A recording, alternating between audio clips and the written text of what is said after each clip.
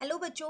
आज मैं आप लोगों को क्लास 9th का डीओई की तरफ से जो आपको फाइनल एग्जाम की प्रैक्टिस के लिए दो प्रैक्टिस पेपर मिले हुए हैं ना। दोनों प्रैक्टिस पेपर हमने स्टार्ट कर दी, धीरे धीरे करके दो पेपर साथ के साथ चल रहे हैं।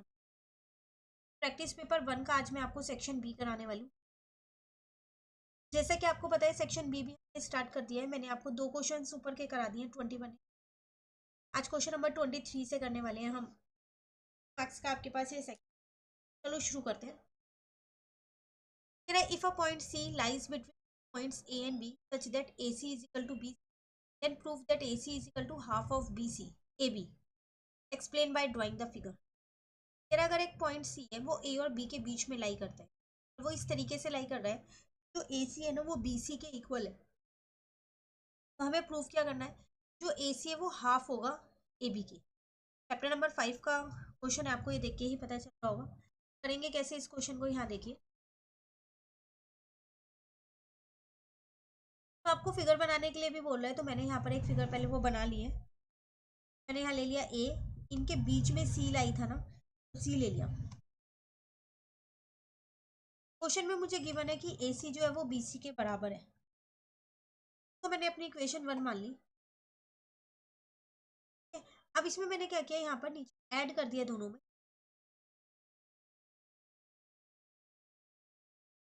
Adding A C on both side, तो ये हो जाएगा ए सी प्लस ए सी, यहाँ पर आ जाएगा बी सी प्लस ए सी। ये हो गया 2 AC। और देखो बी सी और ए सी मिला के तो ए बी बन जाएगा ना, कि ए सी और बी सी दोनों इक्वल थे ना। ठीक है, और A C plus B C A B भी होगा, इक्वल है। तो यहाँ से मेरा ए सी निकल के आ गया half of A B. Hence proof. आपको यही प्रूफ करना था। बहुत छोटा सा क्वेश्चन, कोई ज़्यादा लेंदी क्वेश्चन था नहीं। वैसे भी चैप्टर नंबर 5 के सारे क्वेश्चन छोटे हैं, बहुत लेंदी लेंदी क्वेश्चन उसमें है नहीं। ठीक है, फिर भी अगर आपको ये नहीं आता, साथ में एक और क्वेश्चन आपको दिया गया है, वो राइट यूक्लिड्स फिफ्थ पोस्टुलेट। तो या तो आप ये स्टेटमेंट लिख दो या ऊपर वाला क्वेश्चन कर दो। स्टेटमेंट अगर आपको लिखनी है तो ये पूरी स्टेटमेंट, तो आप इसका स्क्रीनशॉट ले लीजिए, आपकी बुक में भी मिल जाएगी, पर आप इसका स्क्रीनशॉट ले लीजिए। इसको अच्छे से याद कर लीजिएगा कि एग्जाम में आए तो आप उसे अटेंड कर पाए। क्लियर। चलिए, नेक्स्ट क्वेश्चन 24 में आपसे क्या कह रहा है, prove that equal cord of a circle subtend equal angles at the centre. थोड़ा मैं प्रूफ करनी है कि सर्कल की जो इक्वल कॉर्ड्स होती हैं वो सेंटर पे इक्वल एंगल बनाती है। ये आपको यहाँ पर प्रूफ करना है। आसान है, ये भी छोटा सा मेन है, आपको फिगर बनानी आनी चाहिए।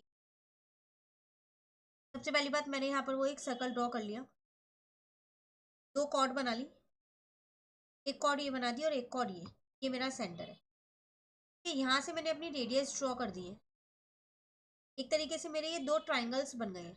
मैंने ओ नाम दे दिया, इस कॉर्ड को मैंने ए बी नाम दिया और इस कॉर्ड को मैंने सी डी नाम दिया। तो A B and C D are two chords. ठीक है, अब सॉल्यूशन देखो। मैं अगर ये दोनों ट्राइंगल्स को क्या करूं, कॉन्ग्रुएंट प्रूफ कर दूं, तो मेरे ये दोनों एंगल्स इक्वल आ जाएंगे जो सेंटर पे बन रहे हैं। मुझे यही प्रूफ करना है ना। तो आप चाहो तो एक बार प्रूफ में भी लिख सकते हो,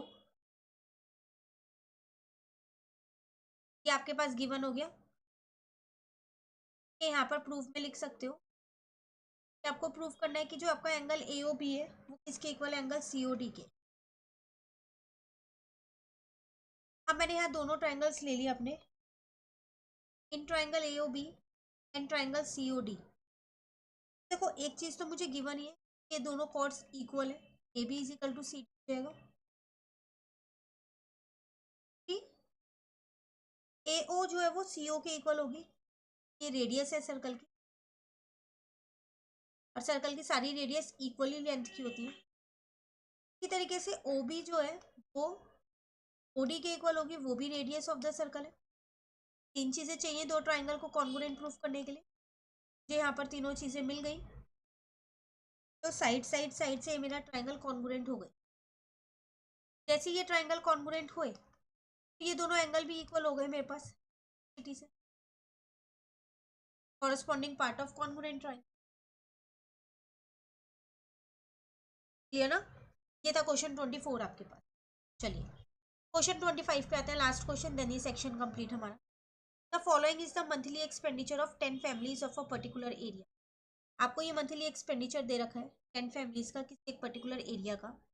फिर make a frequency table using the following class interval.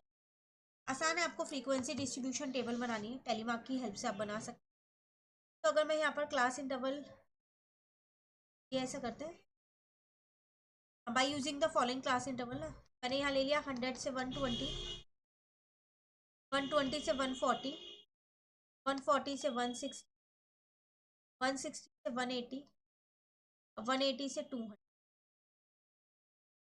Frequency यहाँ पर निकाल लेते हैं।